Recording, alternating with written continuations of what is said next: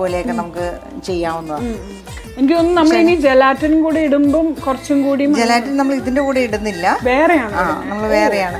ഇതിൽ നമുക്ക് കുറച്ച് ഏലക്കാപ്പൊടിയും കൂടി ചേർക്കാം. ഓക്കെ, ഒരു 1/2 ടീസ്പൂൺ ഏലക്കാപ്പൊടി ചേർത്തിട്ടുണ്ട്.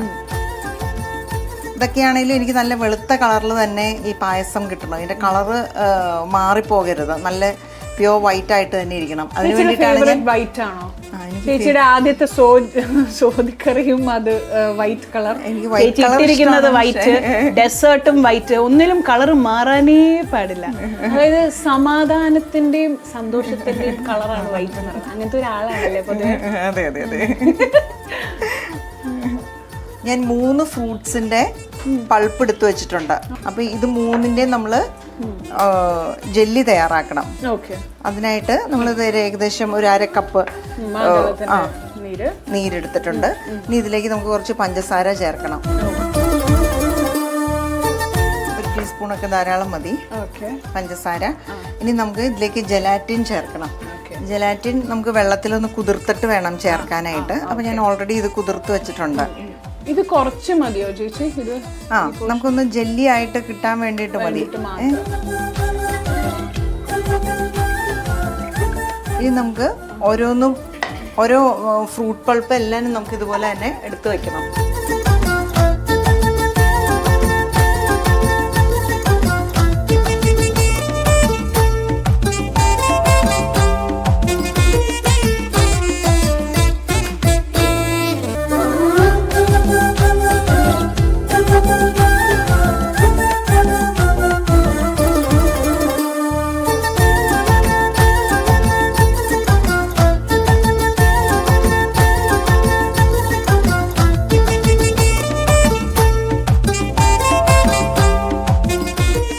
ജെല്ലി കോക്കനട്ട് പായസം ഷൂട്ടേഴ്സ് എന്ന് പറയും. ഇതാദ്യം നമ്മൾ കുറച്ചൊരു മോഡേൺ ട്വിസ്റ്റോടി കൊടുക്കുന്നുണ്ട് നമ്മൾ ഈ കോക്കനട്ട് പായസത്തിന്. അതുകൊണ്ടാണ് നമ്മൾ ഈ ജെല്ലി ഉണ്ടാക്കിയിട്ട് നമുക്കൊരു 1/3 നമ്മൾ സെർവ് ചെയ്യുന്ന പാത്രത്തിൻ്റെ ഇതൊരു ട്രാൻസ്പെറൻറ്റ് ഗ്ലാസ് ബൗളിലോ അല്ലെങ്കിൽ അങ്ങനെ എന്തെങ്കിലും ഈ ഷോർട്ട് ഗ്ലാസ്സിലോ വല്ലതും സെർവ് ചെയ്താലാണ് നമുക്കത് കാണാൻ പറ്റുള്ളൂ.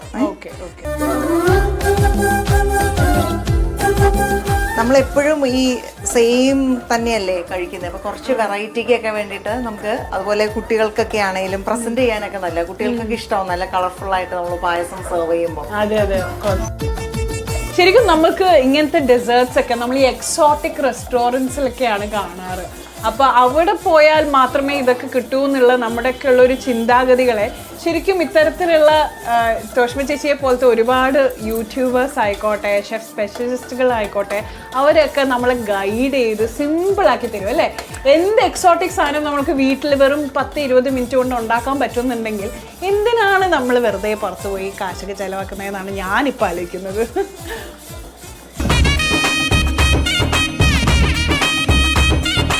ഒരു ഡെസേർട്ട് ചോദിച്ചു, 3 വെറൈറ്റി ഡെസേർട്ടാണ് എൻ്റെ മുമ്പിൽ തോഷ്മ ചേച്ചി കൊണ്ടുവച്ചേക്കുന്നത്. ഇത് നമുക്കൊന്ന് ചൂടാറണം, അപ്പോൾ അതൊന്ന് സെറ്റായി കിട്ടണം. ഇത് റൂം ടെമ്പറേച്ചറിലും ആയി കിട്ടും, പക്ഷെ കുറച്ചുകൂടി എളുപ്പത്തിൽ നമുക്ക് ഫ്രിഡ്ജിൽ വെക്കുവാണെങ്കിൽ നമുക്ക് പെട്ടെന്ന് സെറ്റായി കിട്ടും. ഫ്രിഡ്ജിൽ വെക്കട്ടെ.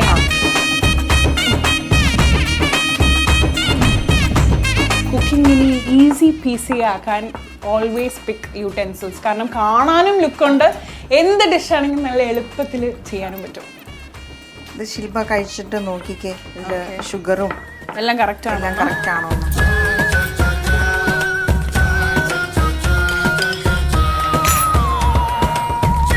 ഷുഗറൊക്കെ കറക്റ്റാ ആണോ?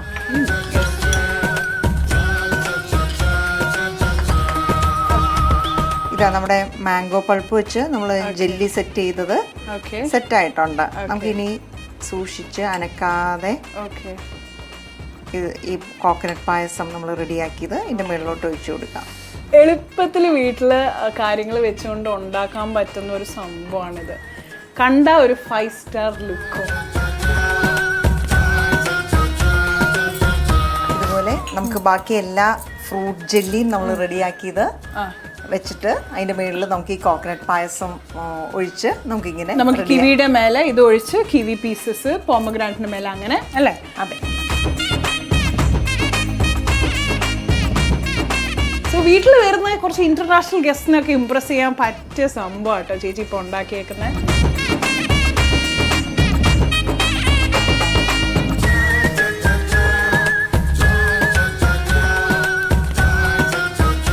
പോയാൽ ഇങ്ങനെയൊക്കെ കൊടുത്തു കഴിഞ്ഞാൽ കുട്ടികൾക്കും വലിയവർക്കും ഒക്കെ ഒരു വെറൈറ്റി യെറ്റ് ഡിലിഷ്യസ് ആയിട്ടുള്ള ഒരു ഡെസേർട്ട് തന്നെ കഴിക്കാൻ പറ്റും.